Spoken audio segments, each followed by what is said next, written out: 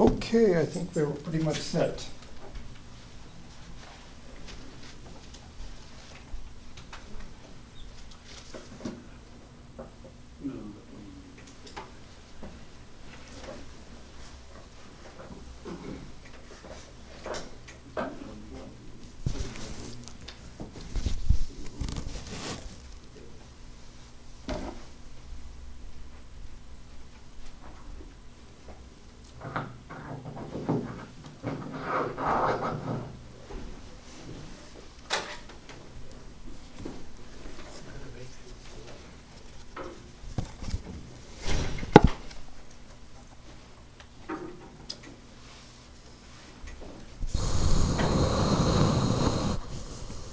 Shall we start?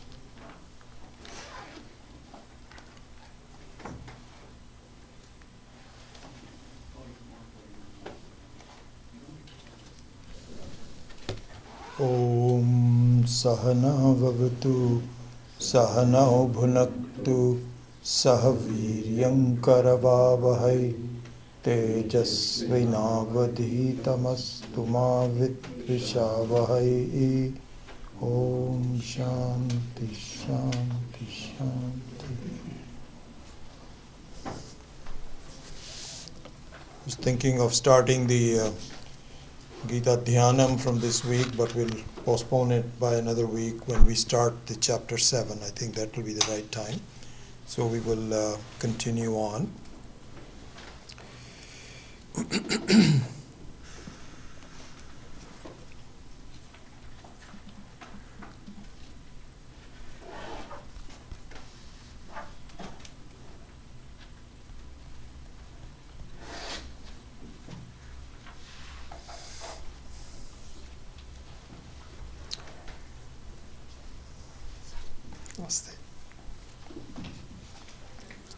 So quick revision about what we have done so far in the structure of the Gita. So let's do this together. So that, in fact, let me ask you a question.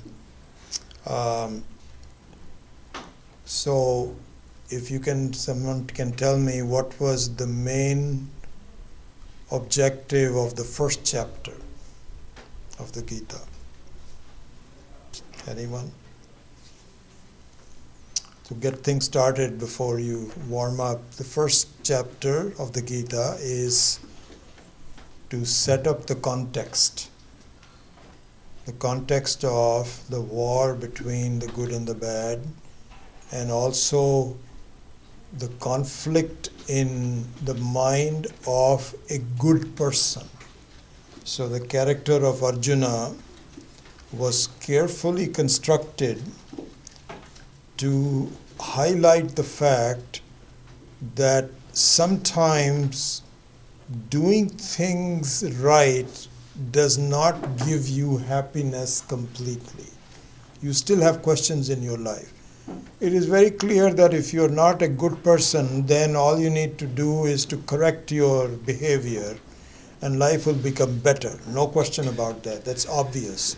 You don't need Gita to say that. But what Gita provides is that if your life is dharmic and you're doing everything correctly, even then you may not be happy. Why? So this is the context that was given by the first chapter. Let me now ask you what do you think the main objective of the second chapter is? Anyone? Arjuna's disappointment. Sorry?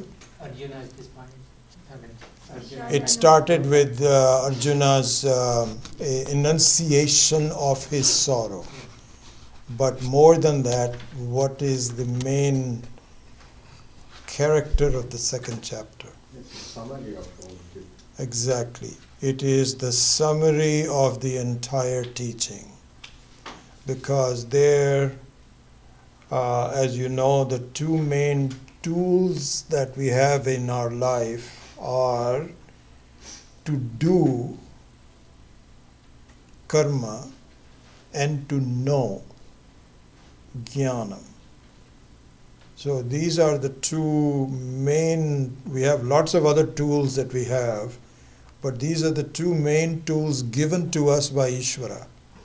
And so how the two need to be working together for coming up with total freedom is the main topic of the Gita. And the second chapter summarizes that in terms of its interplay, the usefulness, what should be done, what should not be done, and so on. Right? What is, going to chapter 3, what is the main purpose of chapter 3? Which is better, karma or jnana? But there, that was already part of the... Yes, I think that can suffice as the one, but I would say that the main objective of the third chapter is to focus on the utility of karma. So it's karma based, right?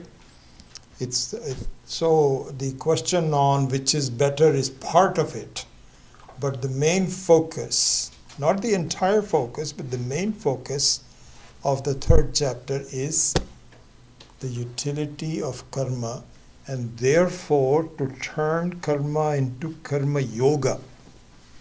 This is the third chapter. What is number 4?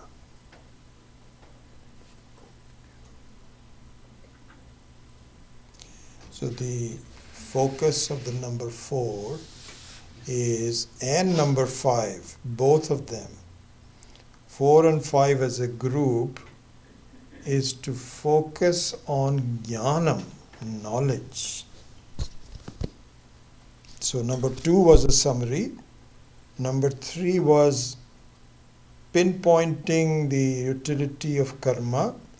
And number 4 and 5 is pinpointing the utility of jnanam. And 4 and 5 are both similar, but with one distinction. Number 4 continues on the exposition of what knowledge means. So this is what is called Shravanam. Shravanam means an understanding of what is it, what are you saying? What are you telling me about the freedom that I can get in my life? I can get in my life. How? So the very thesis of what knowledge is all about is called Shravanam. And chapter number 4 was focused on Shravanam. Chapter 5 is similar to 4, but it goes more into Mananam. So Mananam means clarification of jnanam, removal of doubts, how best to do so, and so on. So this is what is called Mananam. And as you know, our exposition of the knowledge has 3 parts to it: Shravanam, Mananam, and Nididhyasanam. These are the 3. And so 4 and 5 gives you Shravanam and Mananam, and there is only one chapter left in the sub-segment of the individual. So one more step to look at the entire structure of the Gita. I hope that you're aware of the entire structure. The Gita has 18 chapters. The first 6 chapters are involved with understanding the individual. So this is what is called Tvampada Vachya. So Tvampada means the one which is the person who is the student all about the life of the student, the aspirations, the utilities, the tools, and so on. So this is the 6 chapters of the Gita. Then the second section of 7 through 12 is to talk about the functioning of Ishvara, God. How does that work? What does he have to do? What is the relationship between the Jiva and Ishvara? So the second 6 chapters is about Tatpadavachya.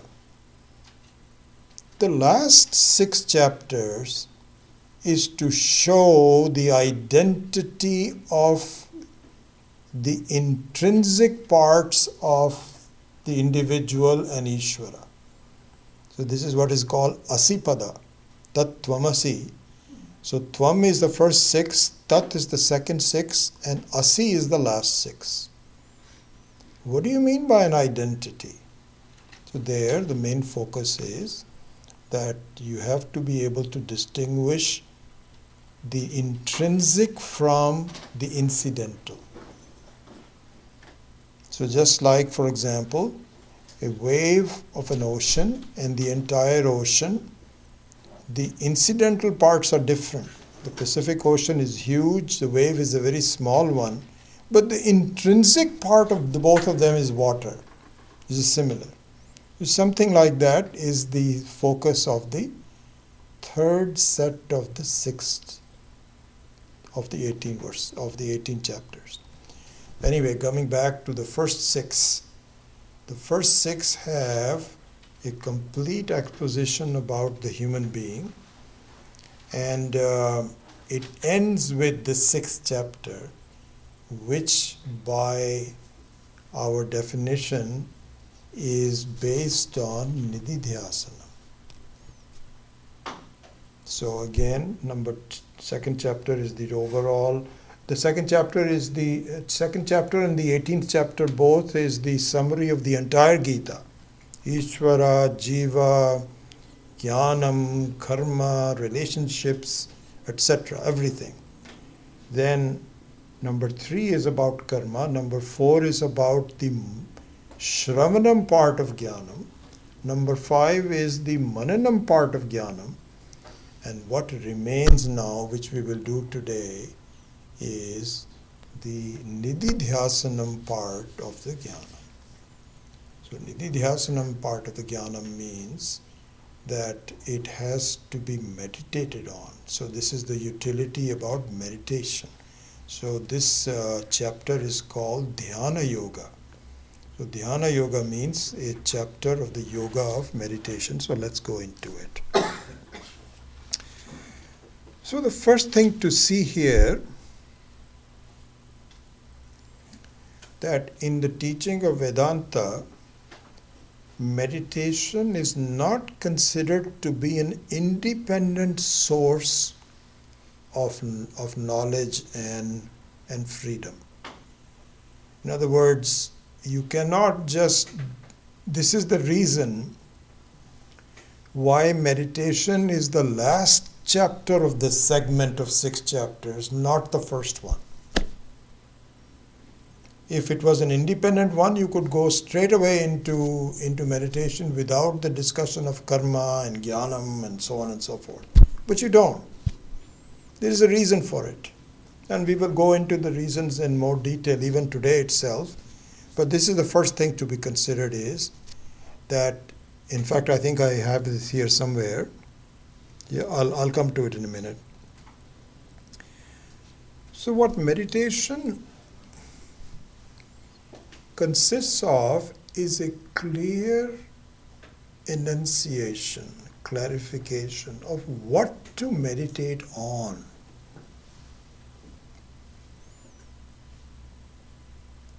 Because another very important thing, which especially to a very large number of yoga students in this course, in fact, let me just make that point now and I'll do it again. If you look at Patanjali's Yoga Sutras and the Vedantic teaching, there are some similarities and some dissimilarities. The similarities are in how to meditate, what is called sadhana. Very similarities, and we will go into that today. The major dissimilarity is the end result of meditation. In Yoga Sutras, the end result of the meditation is complete absence of thoughts. Chitta vritti nirodha. This is not the goal in Vedanta. The complete absence of thought is not necessary, neither achievable on a long-term basis. I'll just give you a kind of a crude analogy, and we will have to go through this in more detail. The crude analogy is that the Yoga Sutras may feel that if I'm a wave, I will not see myself as an ocean until all the other waves have come down. I want the whole ocean to be completely waveless before I understand that I am the water. Vedanta says no. By proper exposition of the truth, even while other waves are still there, you can still see that you are the water, as the other waves are also water. It's not necessary for every wave to be neither possible nor necessary for all the other waves to subside before you declare victory. Not necessary. So this is an important point of differences between Yoga Shastra and the Vedanta Shastra. Anyway, so in that sense, I've already said that it is not thoughtfulness. This is a thing that you may want to remember. There is a thing called Anga and Angi. Anga is a limb and Angi is the main stem. So like a human being also, the hands and legs are limbs, but the main body is what is called the thing that has the Anga. Anga asya asti iti angihi. The main stem. So this is, another crude analogy that the hands may be severed, but you'll still be alive. But if the main stem is severed, you'll not be alive. So in that sense, the meditation is a limb, not the main stem. Main stem is Shravanam and Mananam. The teaching in the class is the main stem. And to meditate on it so that you can get the benefit from it is the limb. So this is another thing to take it. We already talked about this. All right, now let's get into the details of the 6th chapter. And I've prepared and this is really, I borrowed most of my ideas from Swami Paramarthananda's book, which I just happened to find. I was going to kind of draw this on my own, but this is very, very useful and excellent. So I'm just going to borrow heavily from it. So the 6th chapter, which is all about meditation, nididhyasanam or dhyanam, as we will see, has 6 subtopics. Okay? The first topic is the qualifications for meditation. Let me put all 3 of them, all 6 of them actually, so that it's visible to you. First topic is qualifications for meditation. Second is preparation for meditation. The third one is the process of meditation. The fourth one is the object of meditation. what to meditate on. The fifth one is obstacles to meditation. And the last one is the benefit of the meditation. These are the six subtopics within the topic of Dhyana Yoga, or Nididhyasanam, as the chapter heading is. So now let's start with the first one, qualifications. There are the following qualifications for meditating effectively.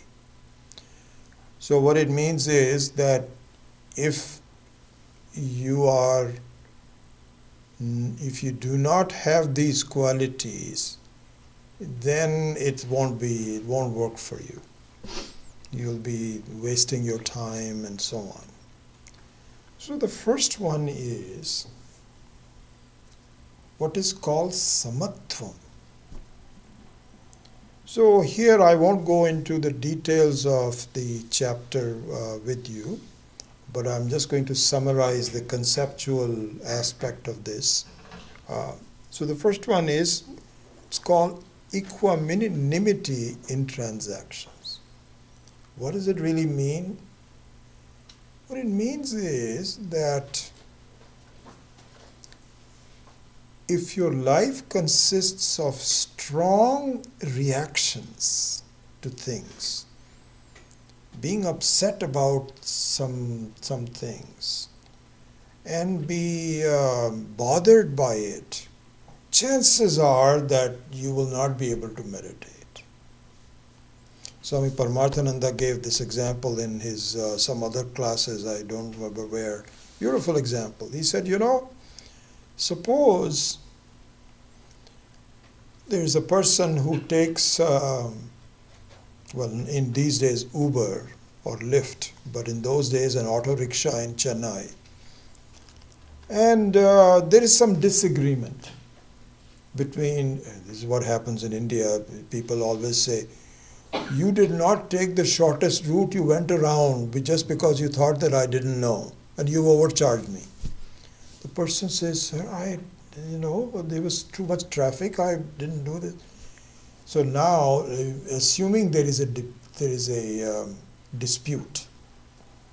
There's a dispute between the person who is, getting on the auto rickshaw and the one who is a driver.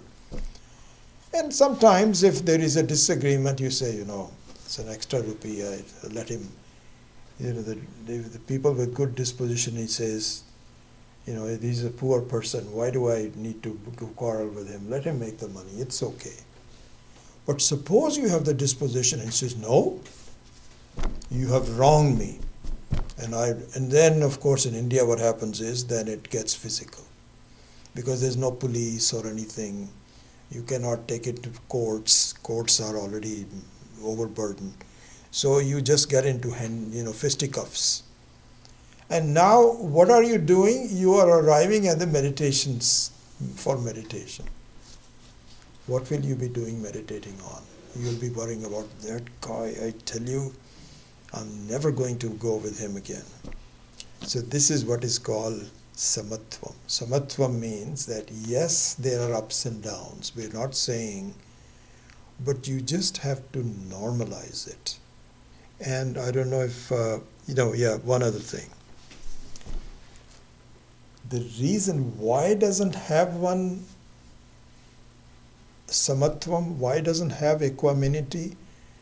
Because you have very strong views about things, strong likes and dislikes. You have a commitment to certain ideas that people should never be overcharged. It should all be done like this. The world is much more complex than that. And you need to at least be prepared to relax in the process of doing so, and not be over-bothered by pinpricks that happen. So likes and dislikes have to be examined. And otherwise you are not qualified for meditation. So this is the first qualification, samatvam. The second one is vairagyam. Vairagyam. So here it means a clarity in your priorities.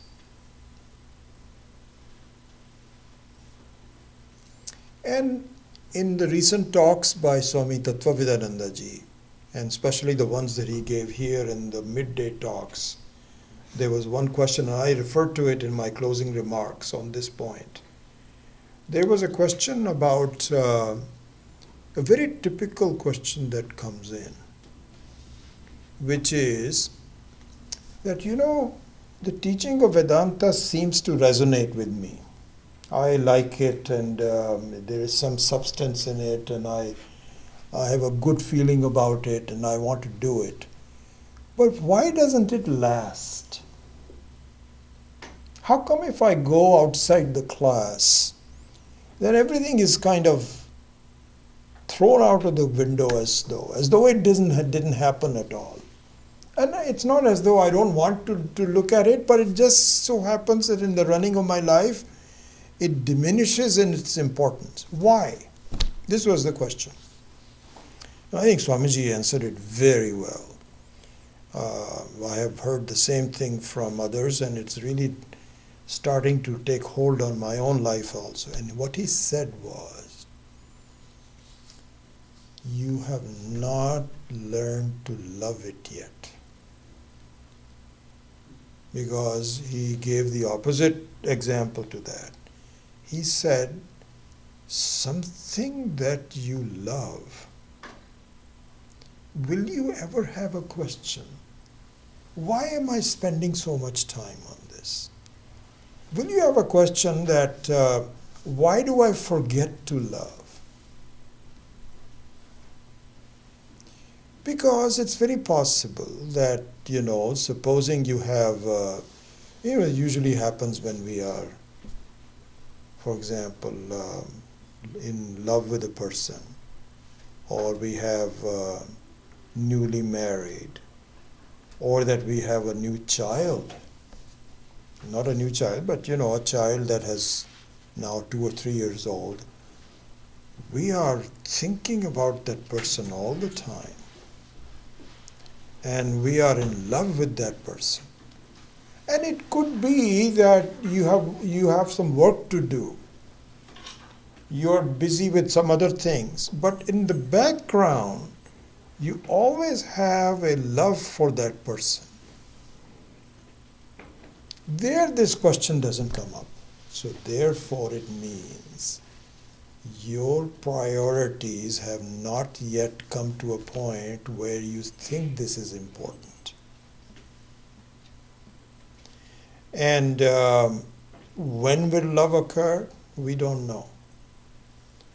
But it just means that at the present moment, you have not developed sufficient appreciation for what this is, and therefore your priorities are interfering with you. Swami Dayananji, one beautiful example. I still remember his, so he was, and even now this happens. So there was a person, this is about 30 years ago, who said, Swamiji, you must come for some talks in our town.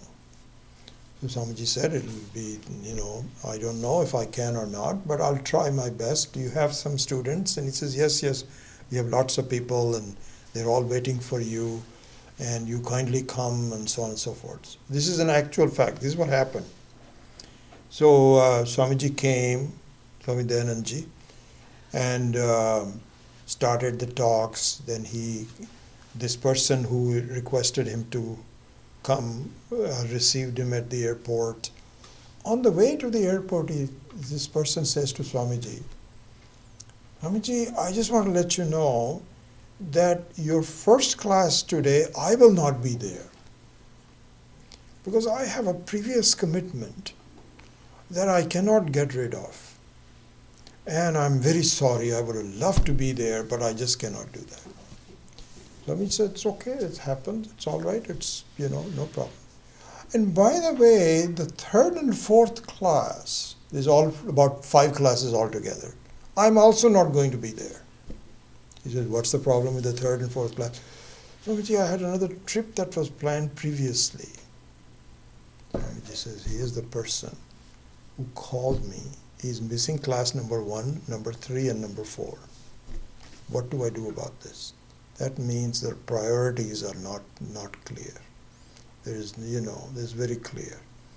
So the second qualification is that you need to put the study of meditation and Vedanta in its proper place in your life. If you're not convinced of it, then it's okay. You're not qualified, it's perfectly okay, no problems. But don't say that my meditations are not very successful. Why? Because you're not doing it regularly. And I remember Swami Maheshananji gave this beautiful example. I remember this so well. I read that somewhere. And this, it kind of reminded me of the exact date, because I came to the US in January of 1964. And the month or 2 prior to that, President Kennedy was assassinated. I was in Bangalore at that time. I remember that so well. So Swami Maheshanji gave this example. He said that there was a Swami in our ashram on that time. In, where was the, Mount Abu. There's a place in Rajasthan called Mount Abu. And so they had an ashram, and this Swami would get up in the morning, and without doing anything else, he would do his prayers and his study. And I do that every morning also myself. But on that day, one of the people said to him, did you know that President Kennedy has been assassinated? And he knew about it, as I did also. This was a very bad news, and we were all shocked at that. He says, okay, I will look at that separately because I have to do my puja and my meditation. He says the Swami told me he could not do meditation and puja that day. Why? Because his thoughts always went to, why did this happen? Who could have killed him? What a wonderful person, young president. He says that my mind was completely distracted. And so similarly here also, if you're worried about, if you get up in the morning and the first thing you do is to look at the stock market, then you do something else. And in my case, you do sports. Sometimes I just look at to see how the sports are doing and so on and so forth. You don't have vairagya. You're not willing to give up things, and you don't have the right priority. So this is the second qualification. The third one is what is called Atma Vishwasa, and also means a sense of self-confidence and cheerfulness. And why this is important, and this also, by the way, underscores the point that meditation is not the first step but the last step. This is what we've been saying. It's an anga, not an angi. It is a limb, not the main stem. Then what is the main stem? Main stem is a thorough study of Vedanta. Reasonably thorough, not completely thorough, but a reasonably thorough Vedanta,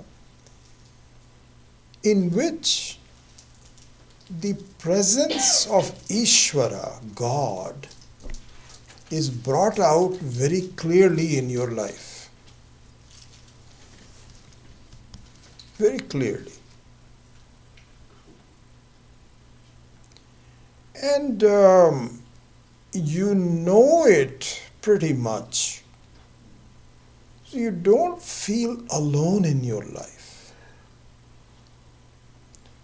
So one of the bad moods and depressions and those kinds of negative emotions in one's life is because you're not sure who is help. Are you alone? Do you have any helpers? How life is going to unfold? You're not sure of that. But even an introduction to Vedanta says this is not true. You have no idea you're going to be okay. It will all end very well. And that has to be very clear to you. And in fact, at the cost of interruption, let me give you a recent thing that happened to me. And let me just digress for a minute on this point, okay? And then I'll come back to it. So this is a talk about cheerfulness and self-confidence and so on.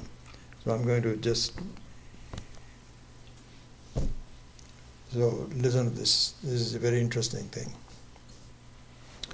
So I used to be a sports nut, where I would, have my own teams that I follow and be very involved with it. And so those days are gone. I have a lot of vairagya. I don't waste a lot of time.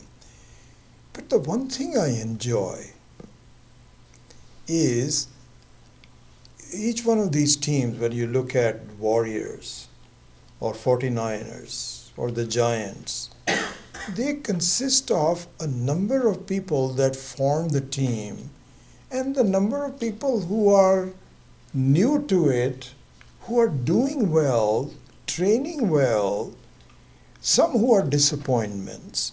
So all these kinds of things, and this is the only thing that I do in my day other than studying Vedanta and so on and so forth, is to check up on the teams. How are they doing? Okay? So this is the thing that I want to convey to you. Okay? Here's what happened. I have discovered that, and by the way, I hardly ever watch TV at all. The only time I watch TV is if I'm having a quick meal, and if there is some game on, then I will timeshare it with it. That's all I do.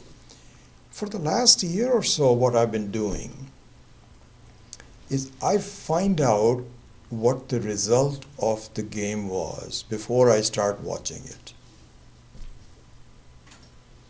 This happened to me just last Sunday when the 49ers were playing, who were they playing? Oh, Arizona.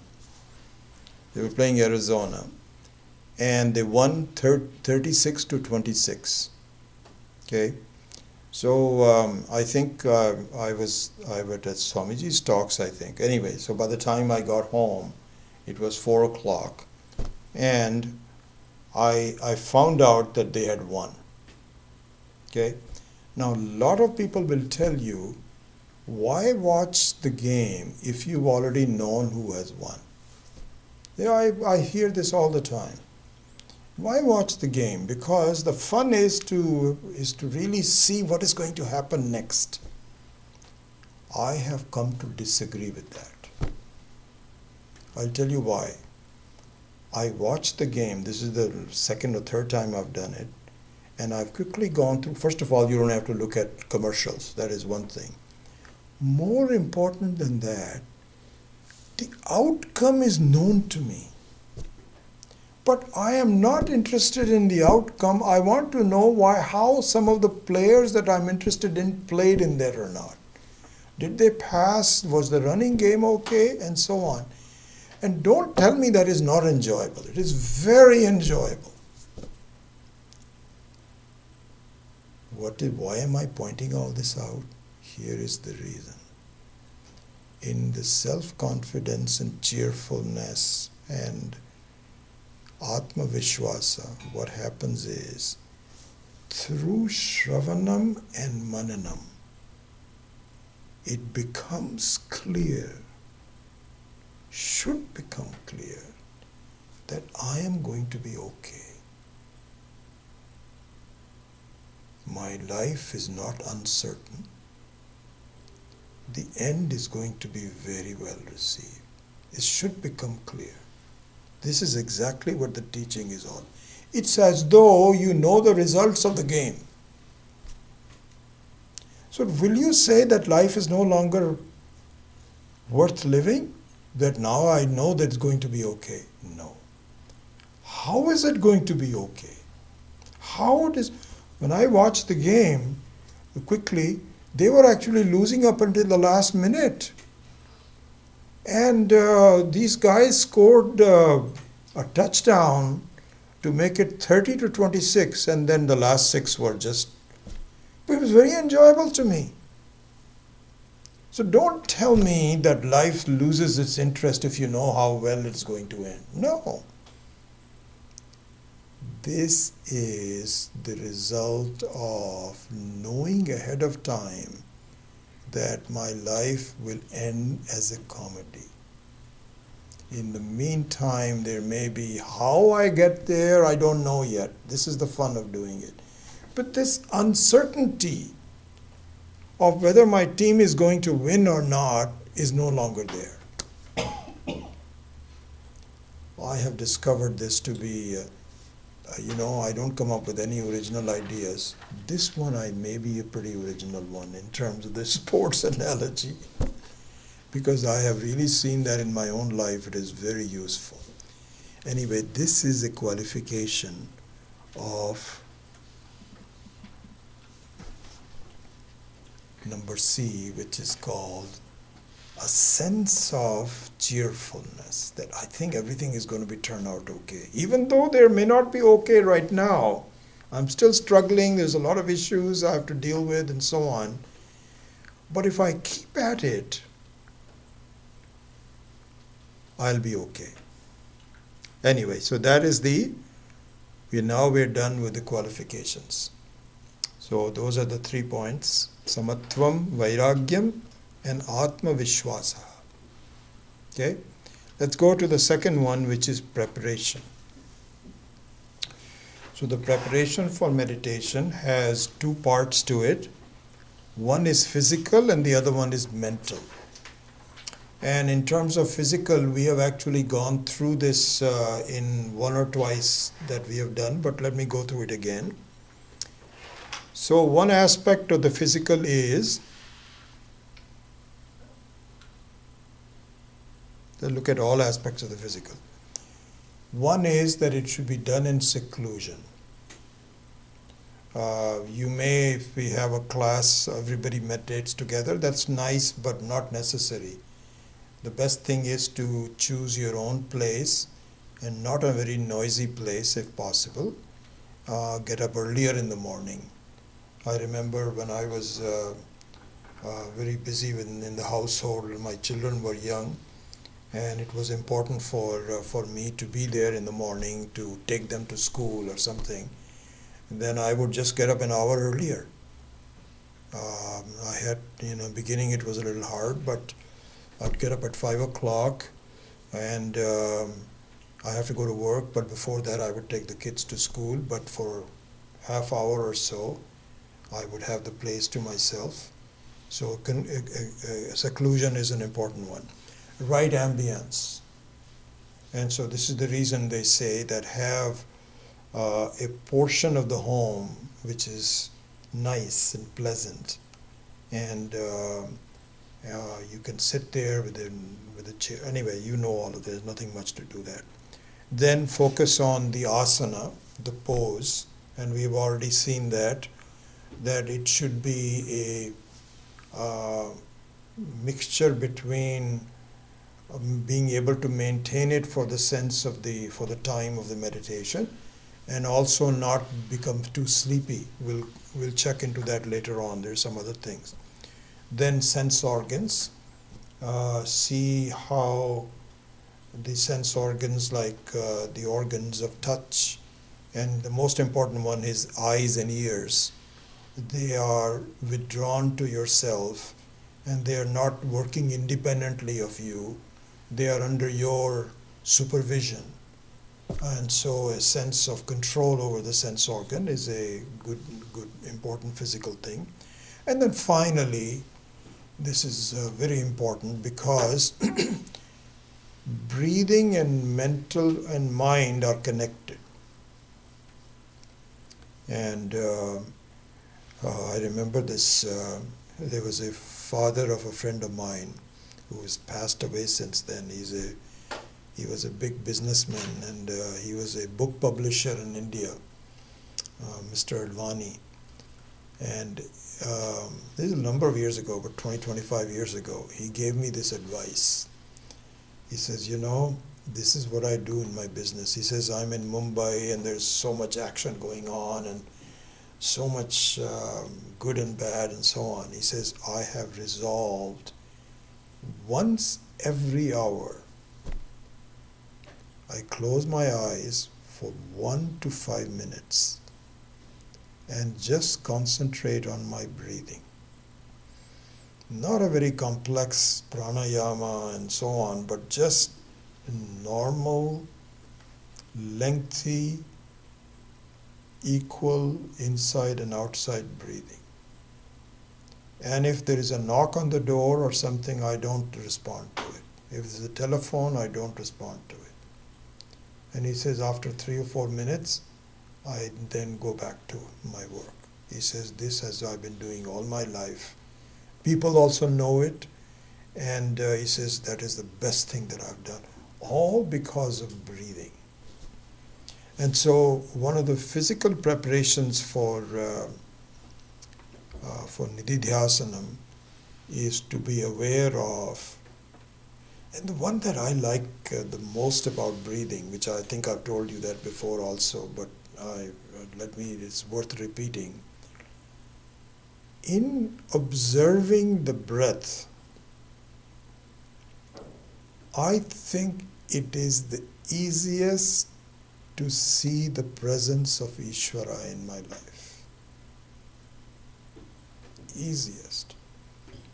Slowly, it's not necessary to focus on the breath to appreciate Ishvara, but in the beginning, it is the most visible part. You see how dependent you are on Ishvara, how oxygen is provided for you, and how the mechanism for processing the oxygen is also provided for you. You're not even aware of breathing. Your whole diaphragm is given to you and it works by itself. In fact, there is a prayer which says, and so on TV also talked about, Namaste Vayo Tvameva Pratyaksham Brahmasi. This is from Taittiriya Upanishad, there is a very famous prayer. Hey Vayu. The Vayu here means pranaha. So the life and the functioning of the lungs is all the same. It's not any different. Tvameva pratyaksham brahma. How else can I see? Pratyaksha means that do I have to be knocking on my head to see the presence of Ishvara? No.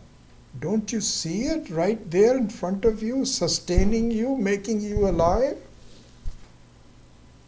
So the preparation of breathing, preparation for meditation on breathing also connects you, so to speak, with the Ishvara. That also happens. This is another reason why I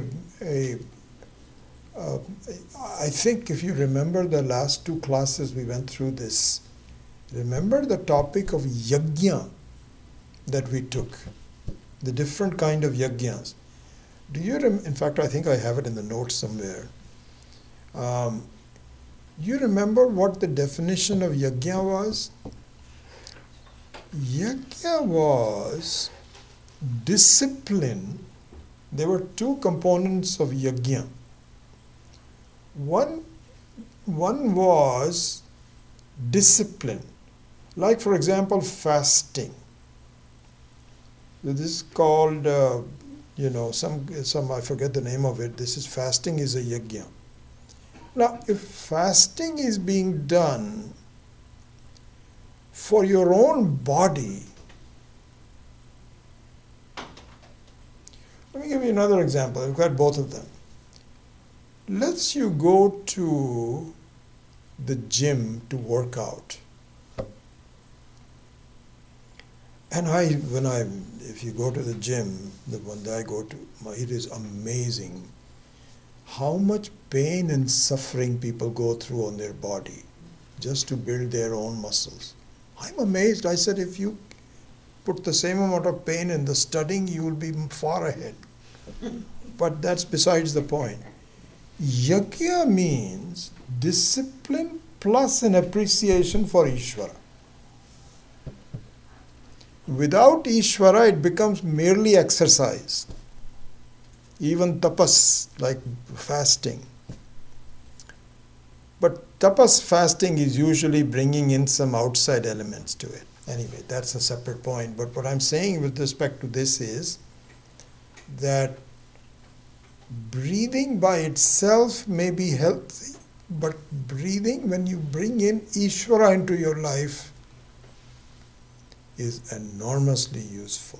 This is why meditation should be done after introduction to Vedanta, not independently. That's the point I'm making. Okay. So this is the physical. Then the second part is mental, which is a huge topic by itself. I'm just giving you the extra of that, just the abstract of that. The mental preparation has one very simple rule, which is to be aware of which window are the thoughts coming in through. There are three windows. There is a window of the past, window of the present, and window of the future. Just examine your thoughts for a while. This is fun by itself. Even if you don't intend to meditate, just spend a few minutes examining your natural thoughts. They will consist of things associated with the past, which is regrets or gloating over something. Oh, that was wonderful, I did a good job there.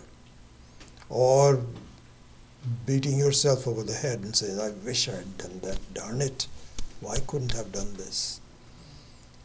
So this is one window. So as Swami TV said recently, this is past is dead. And you're reviving it through, you're keeping it revived in your mind. And so it's like beating up a dead body. This is why Swami Dayanand gave us all a very good advice on this mental aspect of it. What he said was, and he was talking in terms of the parent-child relationships. That was the topic. And he was giving us some advice. He says, be careful. And he was talking to men more than women. Mothers usually don't do this. It's the fathers that do this. He was saying what happens is that if you have a disagreement with the child, then much more damaging of a physical altercation is the mental altercation. How? He says that suppose a person gets hurt physically, for what reason? Not the altercation, but you can get rid of the wounds from the hurt easily. Mentally, you remember things for a long time. So he used to say this very specifically. He says, please be very careful. if you say some simple things to your son, usually we will not say that to the daughters, we do it because the male ego is with my son should be better than me. If you tell your son the way you are going, you'll never amount to anyone. He says, this is a very damaging. Don't ever say that. You think this is just, you just wag a finger and you say, I'm telling you, your habits are so bad, you'll never do anything important in your life. This is so silly. You've done such damage to this. He'll never forget. In fact, a lot of people have problems because they're successful, but they think they are not as successful as their father wanted to be. They're chasing their tail forever. He says, very damaging. Be very careful. Don't say things like that. So anyway, so these are the things. Or you worry about the future. So that's the other window. Unnecessarily, what is going to happen to me? Hey, you'll be taken care of, as we said. If you know that the 1400s have already won, you are not going to say, oh my gosh, he got an interception. You'll have so much fun. If there is an interception, you say they won in spite of the interception. Wonderful. How? How did they do it? The whole life becomes completely different. So anyway, not dwelling in the past or the future. All right, let's go to the third part, which is the process of meditation. Okay? So this one is where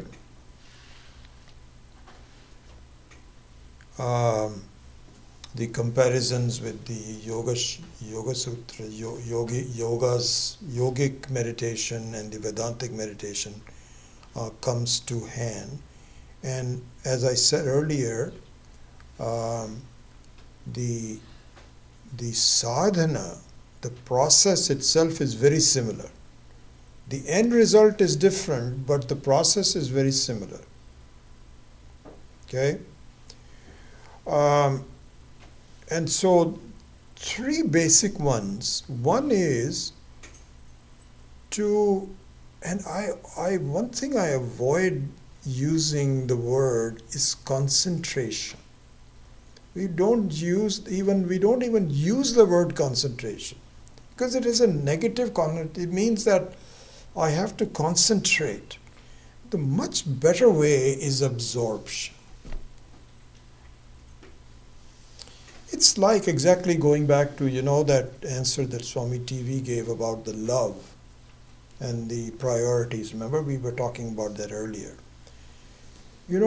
I see, I have two granddaughters, one who just turned 14 a couple of days ago and one who's 12 and a half.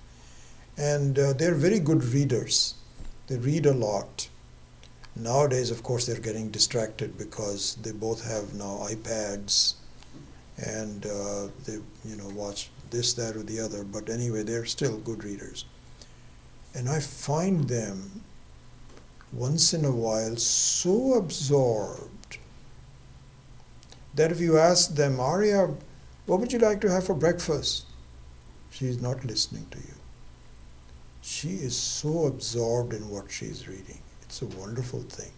She's not concentrating. See, that's the difference. It's not as though it's concentrated, but she's naturally so absorbed in her reading that you cannot pry her away from it. So this is what is called the absorption. And I have a very good, I wouldn't say very good, but I have an example that I want to share with you in just 1 minute. Let me finish all three of them. So one is the starting of the absorption. The second one is the maintaining of it. And the third one is to make it automatic. You don't try for it. These two require some effort, A and B.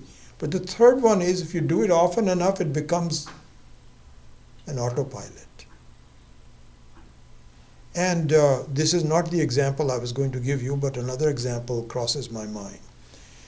When you start the process of learning to ride a bike, this comes to mind. So in a bike riding, what happens is that first you have to learn how to balance. And there the parents always have a hand on the back of the saddle, so that just in case you fall down. So you're not independent, but you're doing the best you can. Then you learn how to balance, but you don't know how to maintain it. Because anytime there is some kind of a disturbance on the road, you become unbalanced. So then you learn to balance it and keep the balancing on very carefully. Then comes a point, as I see this, in fact, this is a huge problem. Do you know people are riding bikes while they are texting at the same time? They don't have their hands on the handles. And this shows how well they balance without trying. This is exactly what needs to happen in the meditation. Dharana, dhyanam, and samadhi, which is natural. Now let me give you the main example which made such an impression on me when I first read it. This was an example given by Swami Paramarthananda from Chennai. And I think for those of you that were in the 6th, we went through this, Ramananji and others. So the example is this. And this is an important thing to see as a proxy for learning to meditate. It's a proxy. A good example. He said, suppose you go to a movie house to see a movie. Just look at the process. Okay? Process is that you purchase a ticket, you get some popcorn, and you find your seat. Okay? The movie has not yet begun. There are commercials going on and so on. And you are focused on getting a popcorn, making sure your car is locked, checking your these days messages on the cell phone, and finding your seat, talking to each other, and said if you're going there with a friend or your spouse or something, what's for dinner tonight, where should we go after the movie. This is the life you're concentrating on.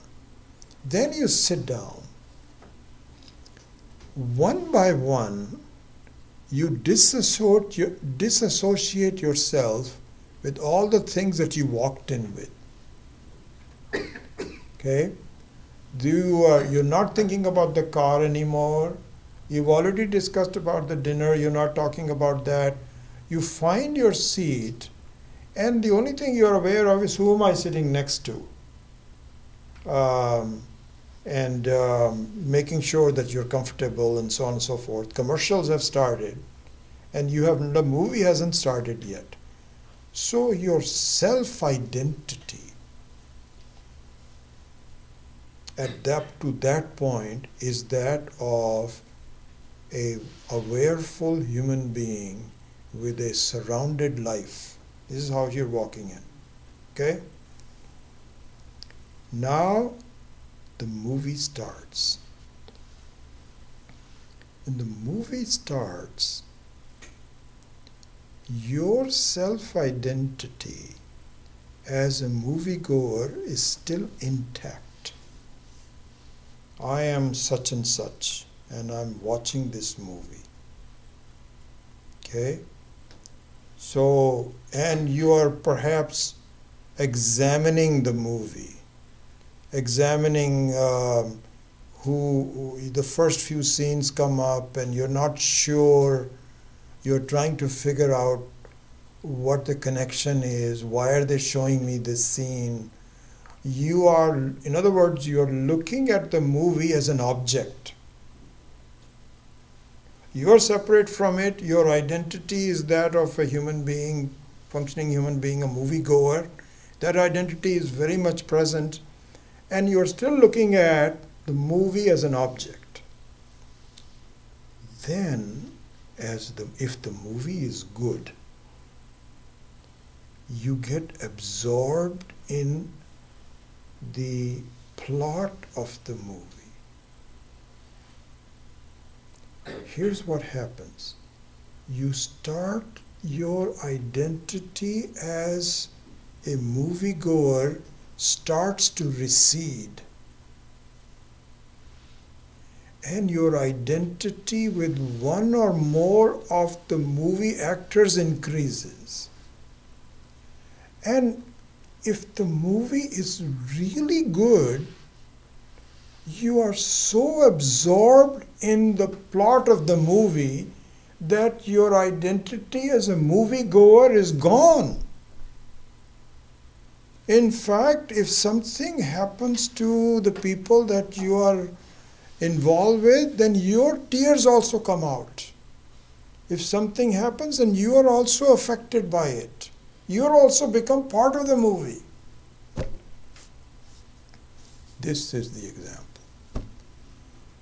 This is what is called Vedantic meditation. This is Nididhyasana. So what it means is, and like I said that, in our view of Vedanta, Samadhi is not thoughtlessness. It is being absorbed in a new narrative, a new subject matter. And the narrative and the subject matter that you are trying to be absorbed with is totally different from what you took yourself to be. There's no connection between the moviegoer and the characters in the movie. No connection whatsoever.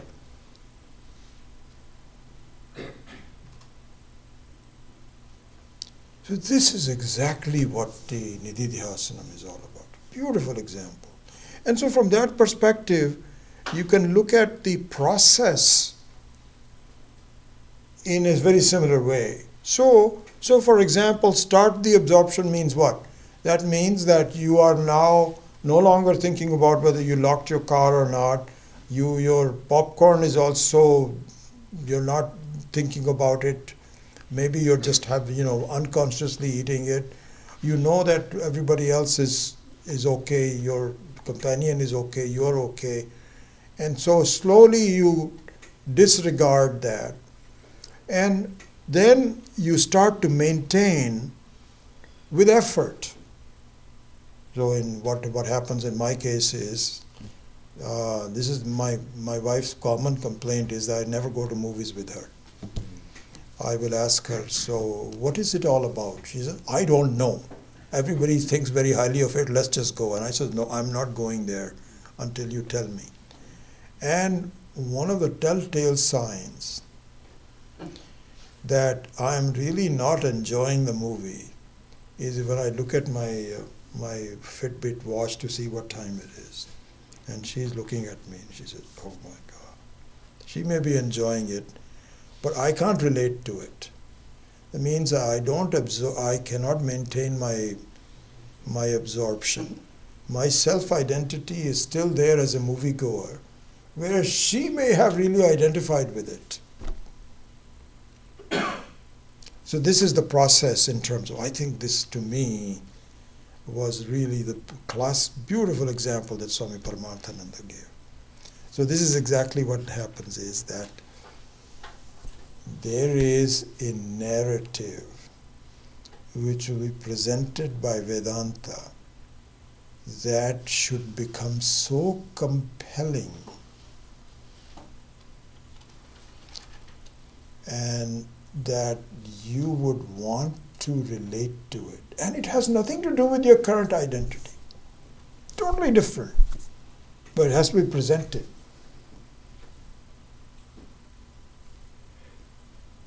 And This is exactly. And then if it is presented to you, this is why it is called third stage, not the first stage. If it is presented to you well, and the analogy of the 49ers, if I know for a fact, suppose, I ask someone, hey, how is that game going? He says, I don't know. I think they're still playing, I don't know what it is. Then the answer is not yet given to me.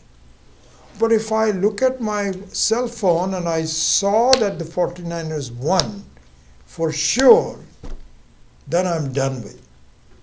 Now I know what the result is. So similarly, the narrative of the movie or the result of the game has to be very clear to you. If it is not clear, keep studying. If you, but one time or the other, it will become very clear to you. Then the narrative and the plot on how it is, who are you? How are you working? What's happening to you in your life?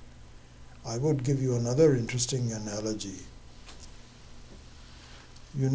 I see the life to be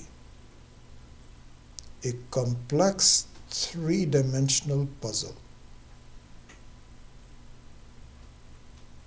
with bits and pieces of the puzzle all over the place. And the picture is not yet clear.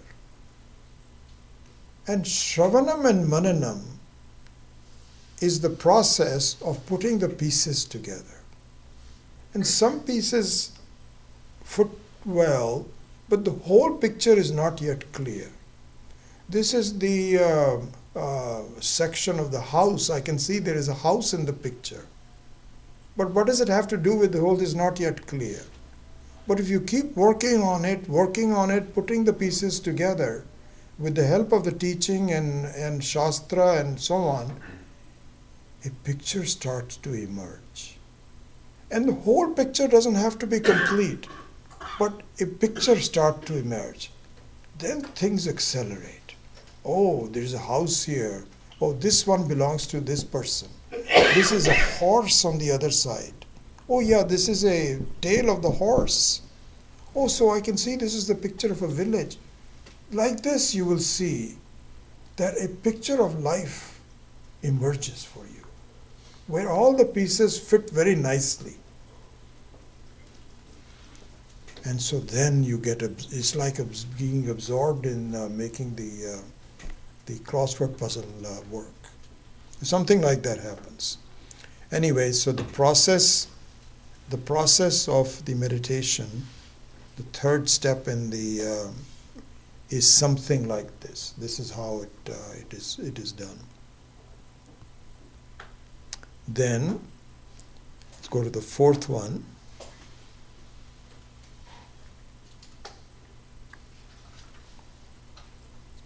This requires more explanation, but I'll give you some of it. I'll just simplify it. So what is the object of the meditation? What are we trying to achieve with it? So it can be subdivided into two ways of looking at it. So one is the presence. See, before I say that, what we have done already is to see that in the Vedantic view, Ishvara is not some body sitting in a corner. In fact, everything that we see is the body of Ishvara. And the laws that govern the whole world is also the qualities of Ishvara. So this is what is called Saguna Brahman. The qualities and forms, etc. So this means that the Ishvara is what is called Abhinna Nimitta Upadana Karanam. it is both the intelligence as well as the material of the whole creation. So another, analogy that I look upon myself as a wave, but what I don't realize is that I am really just one aspect of the whole ocean. I'm not a part of the whole ocean. I use the word aspect very carefully. It's not like though I can remove a part. You cannot remove a wave of the ocean. So I'm an aspect of the ocean, but an individualistic aspect of the ocean. But really what I fail to see is that the whole ocean is nothing but me alone, because I am the very water in which all the waves are. This is what I have to see. So from that perspective, the object of the meditation is to clearly appreciate the both called the formful Ishvara, which I'll comment on in a minute, formful Ishvara as well as formless Ishvara. So in the terms of the ocean analogy, because if the wave is threatened and insecure and he feels that he's going to disappear very soon, he's told, don't. You're okay.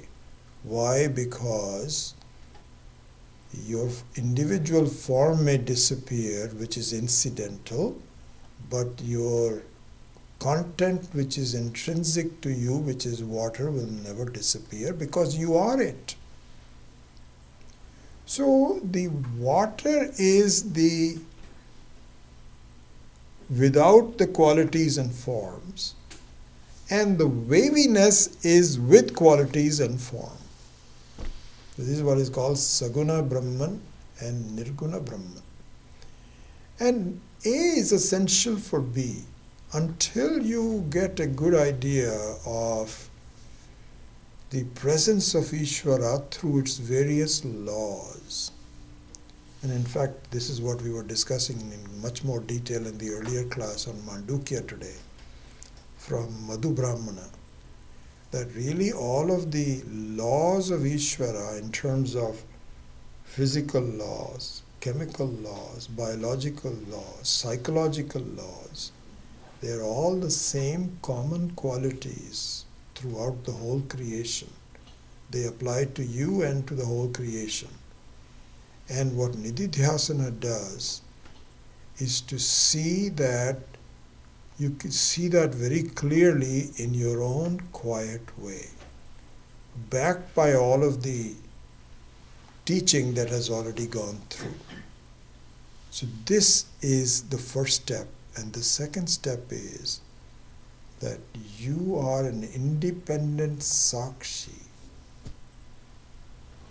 You are not merely a human being, you are much more than that. You are not just a wave of the ocean, you are the entire water of the ocean. That is what is called Nirguna Brahma Upasana. And so the object of meditation is to see the reality of yourself both as an aspect of Saguna Brahman, and the second one is the very nature of Nirguna Brahman. These are the two steps of the object that the meditation gives through. Okay, let's go to the number 5. I'll finish this and then leave some time for questions in a minute. So let me finish all this.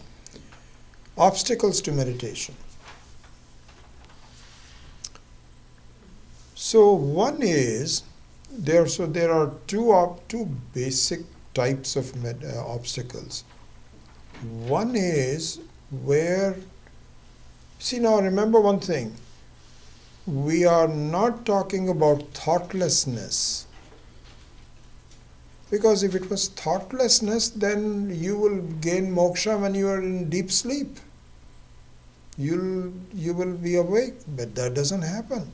Thoughtlessness is not a solution. The real solution is that when thoughts come, to see their unreality.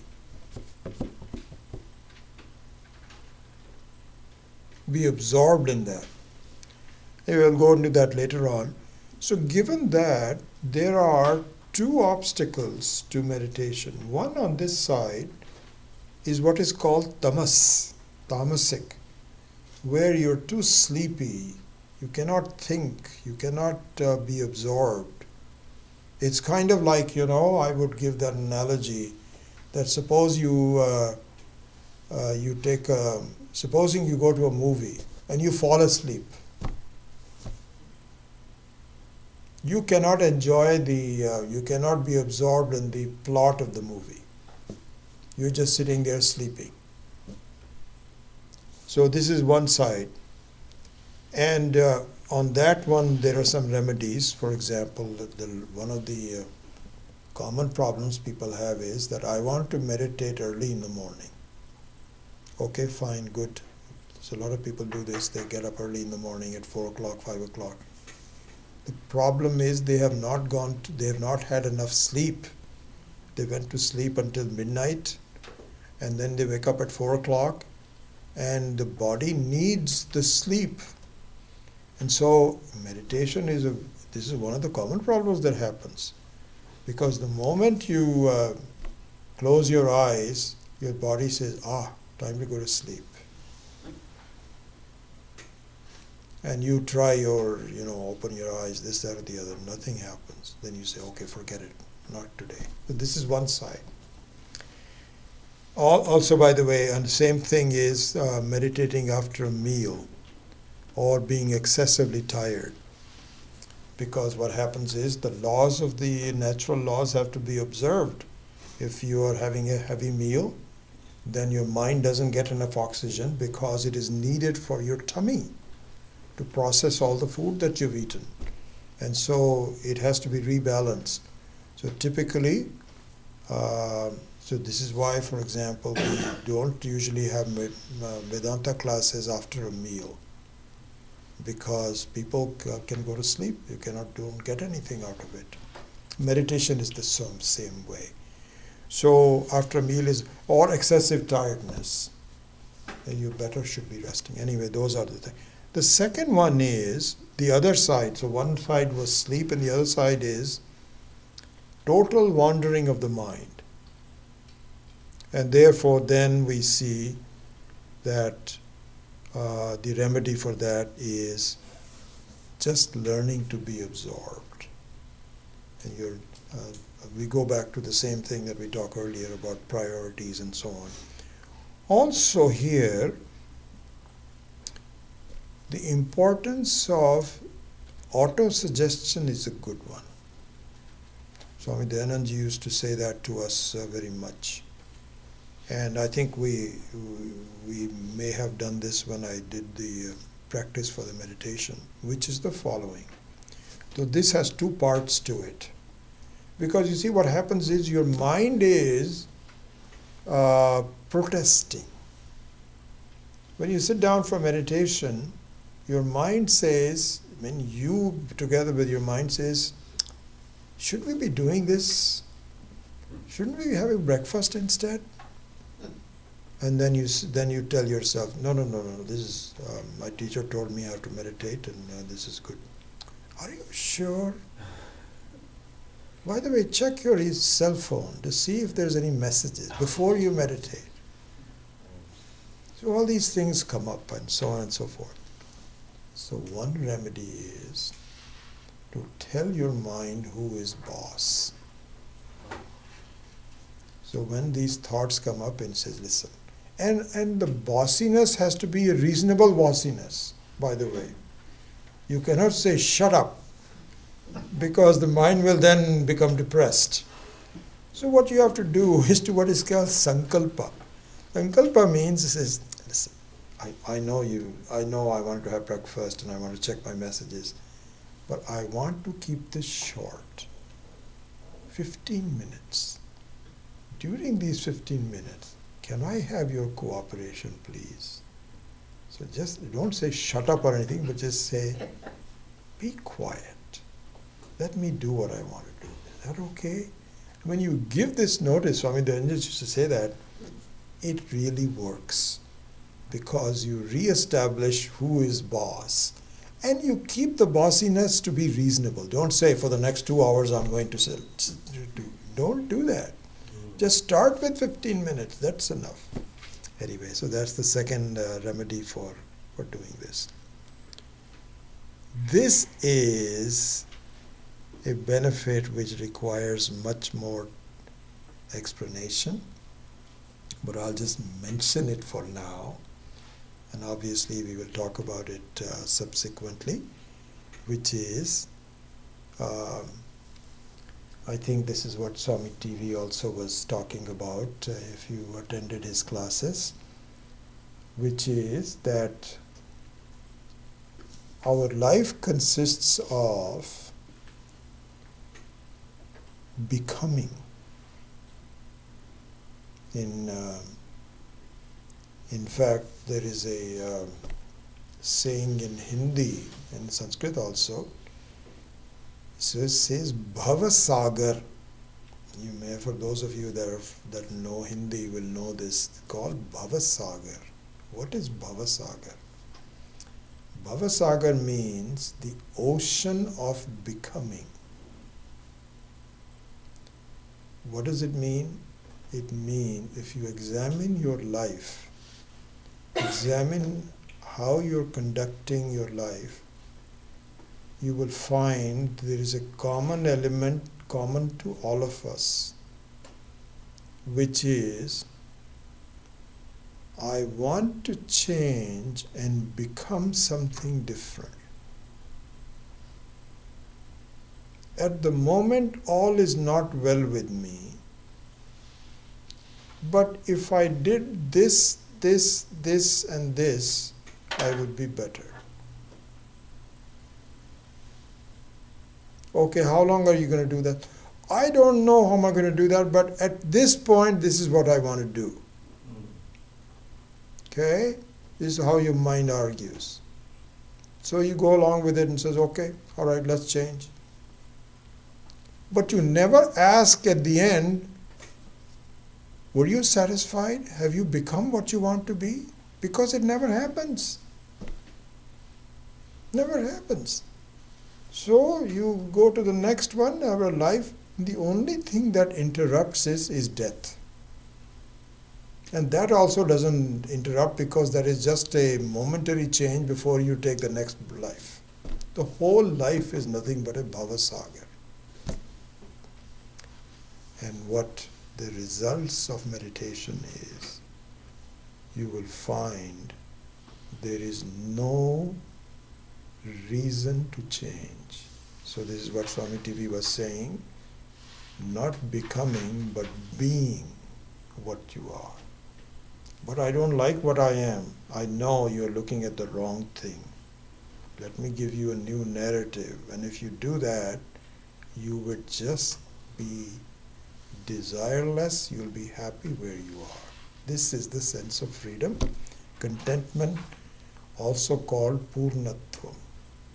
There's nothing that you don't have. You already have what you want it to be. Anyway, these are the benefits of meditation, and we will obviously talk much more about that. So the 6th chapter is all about the meditation. And what I would recommend is that now that you know the structure of the 6th chapter, you are welcome to, and by the way, one other thing, interesting thing is that Swami Paramarthananda pointed out that for whatever reason, it's not as though that these 6 topics are clearly marked in the chapter. It's not like though first one is qualification, then the second one is preparation. They are kind of strewn all over the place. But if you know the the concept behind it you can recognize. Oh, this one belongs here, this one belongs here. Anyway, that's an introduction to the 6th chapter. And this is an important thing because with this class, which is number 16, which is what we started with originally, this part of the course is now over, which is a brief introduction to Vedanta and a brief introduction to the structure of the Bhagavad Gita from a conceptual standpoint. So this is now over, and so what I will now transition to from the next class on is to go back to a more detailed examination of the 7th chapter of the Bhagavad Gita, which is what we are starting to do anyway. And there also I won't go each verse by verse, but group them in terms of concepts, because I think that's what suits our... we have done the verse by verse, we've been doing it for 3 years, and I found that that's too detailed for most people. So I've sort of resorted back into a conceptual idea, just like we're doing on the 6th chapter. So I'll continue to do that, but it'll be a little bit more detailed since we have not done the 7th chapter. So we will start with that next time. So a couple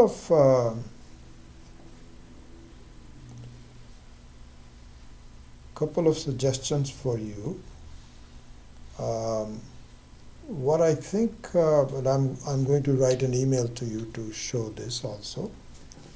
As you know that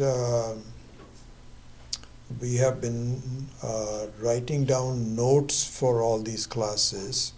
They are in your our website, and I really urge you to do 2 things. One is to get a printout of the notes that you should have access to. They are on the website under the text along with the class, with our friend from Austin, Jennifer Sterling, has been making so nice notes for me, and I've edited them, and so they are now available for the last 13 classes. We didn't do that for the first 2 classes, I think, but for the last 14 we have. So make a copy of that and into a booklet, number 1. This is number 1. Secondly, go over them and revise what the basic Vedantic concepts we talked about as a reference point. Please do so. Okay? Because unless you do so, the 7th chapter will not be as interesting or not as complete to you. So it's going to require some work on your part to revise, so they should be fresh in your mind. And so kindly do that. I was thinking of actually one possibility I might still do. I might give you some midterm tests, and I think I might do that. It also depends on my time. Also, a lot of things going on, so I'm very busy. But I might give you maybe about 15 to 20 questions to answer, and you are okay to consult your notes. Please do so at this point. When we have the final exam, then I would ask you to do it without consulting the notes. But in the midterm, you kindly consult the notes. So be prepared to go over the notes of the previous classes, and then probably over the next 2 to 3 weeks, I'm going to develop a midterm to send it to you so that you are familiar with it. So that's part of it. Then I would suggest to you that for those of you, and I know many of you have asked me to do so, is to suggest a very good text to get an introduction to the entire Vedantic concepts, which is called Tattva Bodha. So I've reviewed a copy of that from Swami Paramarthananda, the same person, and it is in a PDF form, and I will send it to you, and you can download it at your own leisure, and if you want, you can start studying Tattva Bodha as a supplement to this as well. Okay, so I will send that to you soon. Then the last thing is the holiday schedule. So I would like to get your inputs on whether you would like to have a class next Saturday or not, which is the 30th of November. I'm available. I can come and teach, but I wanted to get a feeling from you as to what you would like. Would you like to just have a 4-day session where there's no classes, or would you like to have a class? So let me hear back from you. How many of you will not be here for the 30th class? 1, 2, 3, 4, 5, 6. They're still discussing.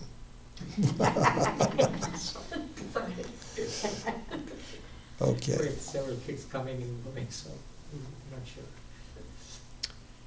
You know what I'm then thinking of doing? I think, as we have done in the previous years, when we have the 4-day weekend, I may have, let me decide, I'll talk to my family also if they have something going on. There's a lot of stuff this week. I may have a single class where we might discuss some of the talks, some of the things that Swami TV had in his recent visit, which went very well. And maybe not, then I can take up a topic which is unrelated to the Bhagavad Gita. So this way, those of you that do have the time, you can come to the class. And if you don't have the time, then our study of Gita is not interrupted. That's my current thinking of what I would do. So we'll probably have a class at say 9:30 to 11 next Saturday. But I'll let you know for sure. So let me consult a couple of things. So that's what I would do. So at this point, any question? Yes? The third point was absorption in the meditation, right? Correct. Third point was? The third point was getting absorbed, right? Absorption. In the absorption, there was mention of getting absorbed in a new content. Correct. So, contrary to that, in yoga, I guess we heard that being a thoughtless is a. So we think that as a meditation. Correct. But other thought that I have heard is observing a thought but not getting attached to the thought. How do those last two come? So no, those are good points. So in a way they are congruent. They are pretty much saying the same thing. Okay. So let me explain. So the end result, the benefit that we talked about and so on, is that you are a free individual regardless of what is happening to you. You don't lose sight of the freedom. Okay? So, as a sakshi, which you are observing your thoughts, as you said, is really the final result. Okay? So now, in order for us to do that, and to be totally free regardless of what is happening to you, here's what is going to need to be happen. you see the Sakshi to be real and all the other things to be not as real, less than real. This is what is called mithya. Just like when you wake up, you find that all the things in the dream were also an experience, but not as real an experience as when you are waking up. So you don't have a contest between them. You see? So therefore, the way to do that is to be absorbed in the narrative, excuse me, that how you are free despite the presence of other thoughts. That is the narrative. That's the movie that you have to really be absorbed in. Once that happens, you could be thoughtless, or you could have thoughts, it doesn't matter. So, this is the concept that we are going to follow, and we will discuss this in more detail in the previous. So, I'm aware of what you're asking for, and it is congruent. It is, it's the same thing eventually. It's how you get there that we have to discuss. Yes. What exactly is the freedom? What exactly is the? Freedom. How does one feel when it's totally free? Well, I think what you'll find is that you feel you have a feeling of having accomplished everything that you wanted to do. Is a sense of fullness that comes in. You don't feel any emptiness in your life. Purnatvam. So a complete sense of freedom, which, by the way, you have a glimpse of in deep sleep, but you don't know it because there is still some avarana, some ignorance is still there. So even though the experience is like that, you have a sense of fullness, not wanting anything, being happy. But you are not aware of it because of avarana. So when you come out of it, you become same as before. So something like that we will do. You'll see. You mentioned Abhinav Vinaya, one Vichara Karanam or something. Can you please repeat it? I didn't write it. Which one was that? When was this? Today? Yeah, just earlier. Abhinav Vinatva Vichara Karanam. So I could not understand. So I wrote. Trying to see. No, we can't I even. might probably go to your recording and then. Yeah, please let me know. I can't remember exactly what you're referring to. I'll be happy to, once you tell me. Yeah. Any other questions or? Yeah. Not a question, but at the beginning of today's talk, Yeah. I think in the second paragraph it says meditate up, it should be upon.